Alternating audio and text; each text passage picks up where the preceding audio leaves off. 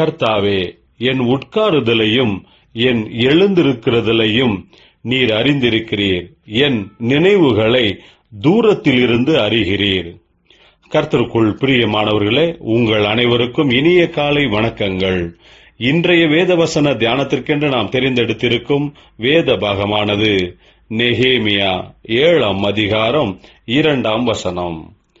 நான் என் சகோதரனாகிய ஆனானியை அநேகரை பார்க்கிலும் உண்மை உள்ளவனும் தேவனுக்கு பயந்தவனுமாயிருந்த அரமனை தலைவனாகிய அனனியாவையும் எருசலேமின் காவல் விசாரணைக்கு ஏற்படுத்தினேன். பிரியமானவர்களே, இன்றைய வேத தியானத்தின் தலைப்பு உண்மையாக இருப்பது என்பதே. நெகேமியா எருசலேமின் மதில் சுவர்கள் இடிந்து போய் கிடப்பதை கேள்விப்பட்டதும் மிகவும் அழுதான். கர்த்தரை நோக்கி முறையிட்டு ஜெபித்தான்.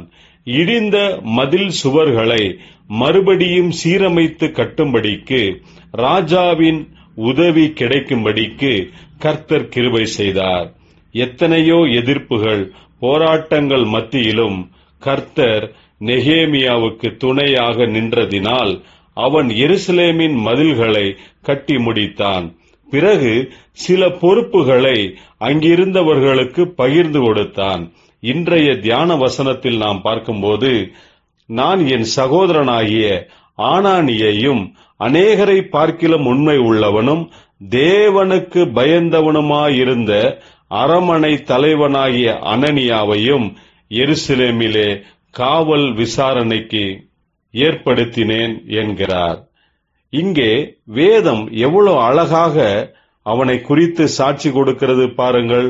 உண்மை உள்ளவனாயிருந்தானாம், அதே சமயத்தில் தேவனுக்கு பயந்தவனுமாயிருந்தானாம் என்று சொல்லி அனனியா என்பவனை குறித்து சாட்சி கொடுக்கிறது.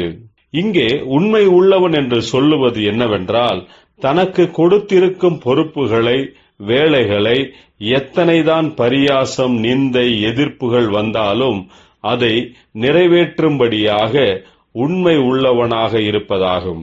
நம்மில் அநேகருக்கு பதவி, பொறுப்புகள் என்று நாம் பெற்றிருக்கலாம். அப்படிப்பட்டவைகளில் நாம் சின்ன சின்ன விஷயத்திலும் உண்மை உள்ளவர்களாக இருக்கிறோமா?